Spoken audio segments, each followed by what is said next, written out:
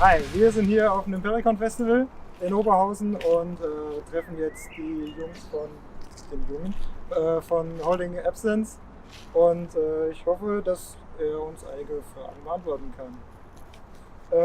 Hi. Hello. How did you come to found a band? Have you always made music, had music lessons? Or? Yeah, so I started singing when I was about probably when I was about 8, so quite young. And then I started in a band when I was about 16. And then that band split up, and I knew all the boys from Holding Absence for different things. Okay. And we all just kind of came together really. So yeah, it was quite natural. And yeah, it was only a couple of years ago really. So. What is the meaning behind the name? So there's a song called Holding Your Absence by a band called Hammock. Okay. So it's basically just a reference to that. So they're quite a big, epic kind of post-rock band. Yeah. So yeah, so it's a reference. Okay. What are your plans for the future? Well, now we just released this album, obviously, so that's quite a big thing for us. We just kind of want to get started on album 2, really. You know, we're excited. I think whenever you do something, you always look back and think, oh, I could have done it better this way, or whatever. I wish I'd done it in a different way. And obviously, we're 100% proud of the album we've just released, but I'm so excited to hear what a better version of that would be, you know what I mean? So we're just gonna, for now, we're gonna tour as much as we can with this album, and then get album 2 done as quick as possible. Yeah. Great. A little game, this or that.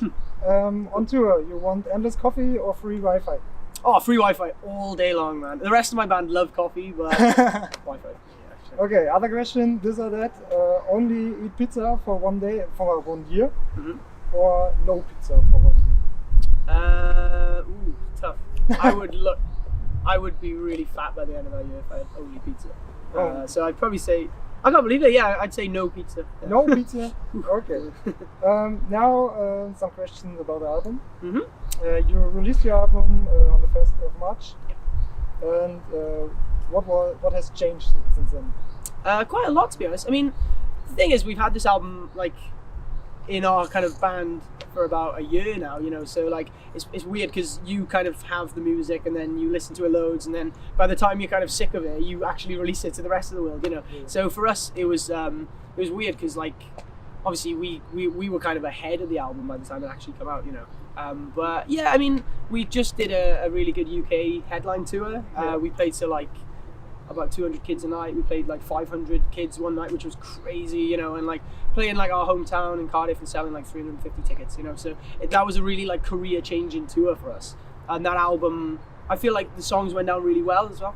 So I think this made us more confident in ourselves rather than as a support band. I feel very confident we're a good headline band now as well. So yeah. Cool.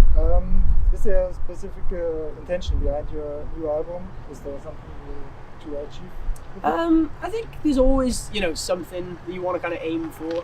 With us, lyrically, I wanted to create quite a big narrative, quite a big story, you know. So I wanted to use lots of different lyrics from different songs to kind of all go towards one big theme. Yeah.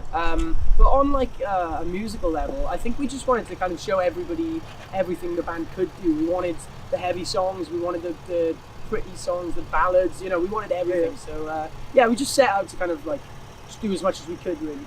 Yeah. Nice. A line in the song "You Are Everything" says, "Dreams die young, so don't forget to chase them." Do you follow your dreams?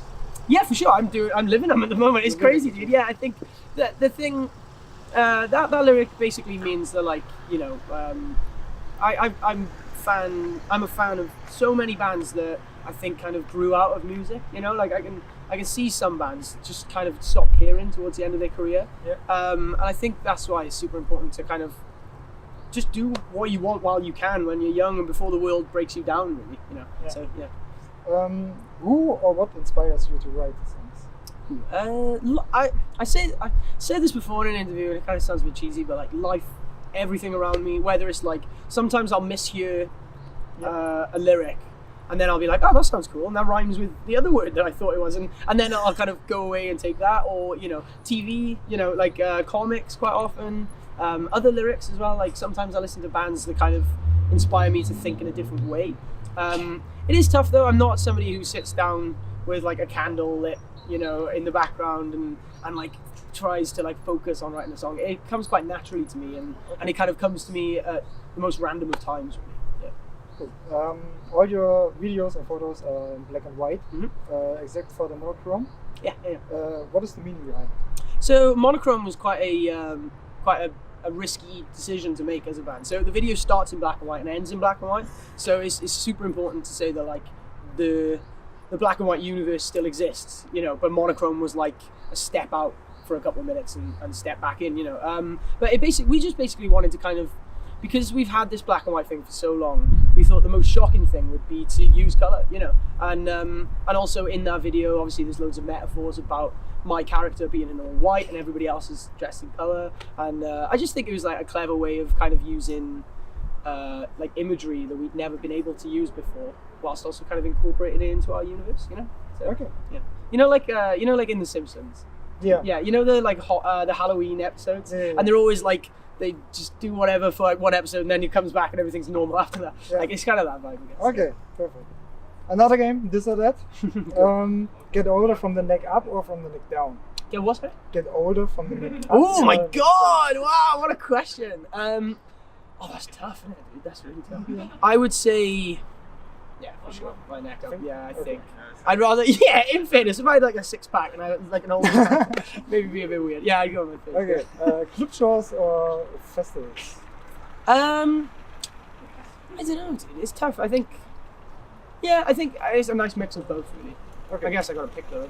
Well, after today, I feel like at the moment, festivals. Okay, now some questions about the tour. You're on tour now to promote a new album.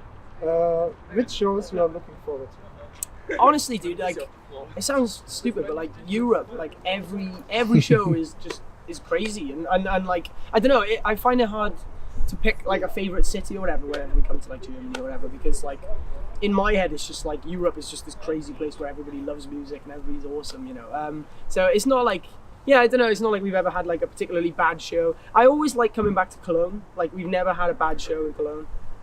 But today was just crazy, dude. So Yeah, who knows? today Yeah, was really it was crazy. Yeah. You have become popular very quickly, and the tour with bands like Being as an Ocean. How does that feel? You have seen that it's completely you, fan of Being as an Ocean. Yeah, dude, I love being as well. I think, well, like, so myself and our guitarist Scott, we used to, dude, like, back in like 2013, I'd say, like, Being as an Ocean and Counterparts were like our two favorite bands, like, How We Both Wondrously Perish and The Difference Between Hell and Home. Like, those two albums were like all we listened to, man. So like, it's crazy to think that I'm like even able to, you know, like even playing a festival with Counterparts like years ago for like one day would have been cool, but to be like touring with them and Being as an Ocean is just like so sick, man. So yeah, we're very lucky, and yeah, we get, the thing is as well, the best thing about it is the fact that like, you know, we get to tour with really good people as well, regardless of their music. Like, you know, as much as I love both bands, like they're all just super nice, and I think that is the best thing, really. You know, it'd be hard to tour with a bunch of assholes. Okay. So, Playing at the Empiricon Festival is a dream of many bands, and you have made it. Did you ever think you would achieve so much success? honestly, dude, like I say this a lot, but like we just write music for ourselves, you know, and like on a personal level, I write music to get things off my chest and to help me talk about my problems in life. So the fact that other people listen and connect with those things and like that is just like a bonus in itself, you know. So the fact that like so many people do click with it, and you know, like we get to play festivals like in Pericon Fest and get to play venues like today, like, you know, Jesus, man, it's you know, it's like it really is a dream for us, and like we're very conscious that, you know, I might not be able to do this every year for the rest of my life, you know what I mean? So we really try and make the most of every opportunity like this as well. So, yeah. Cool, cool. You will play on our Crowdsalat Festival in October. Are you looking forward for the show? Yeah, dude. Honestly, man, like any show, we're just excited to. And every excuse to come out to Europe is like positive for us. Yeah. Okay, next game. Fun fact. What's the weirdest thing a fan ever asked for? What's the weirdest? Did you say? I'm trying to think. We do get. The thing is like, because we try and make like quite a good connection with our fan base, so I don't know. There's never anything weird as such. I'm trying to think. I think like people bring us like food all the time, which is like, crazy. Okay. But yeah, I can't really think so. And yeah, the next fun fact is about the bands. For the band colleagues, every band's favorite band, but you are alone now. It's tough, man. I think every member has a favorite band, you know. Yeah. Who? So we know yours is Being as an Ocean. They're up there. I think for me, like Thrice are one of my favorite bands. Okay, Thrice. yeah. I love Thrice. Radiohead are one of my favorite bands. My Chemical Romance are one of my favorite bands. I don't know, like Stick to Your Guns, our bassist James, they are his favorite band. He's got so I've got a Counterparts tattoo. Okay. James has got a Stick to Your Guns diamond on his leg. So we're all kind of fanboys really. So, yeah. Okay. Now we are on the end on the interview. Many thanks. Dude, my pleasure. Thank you. Your show was amazing. Thank you very much. For the opener is so. Yeah, it's always tough, isn't it? Like, it's very. It's always very weird because you got to get things off to a start really. So, and for us, we're not like suck a bit, like none of that. Yeah. Like it's very much just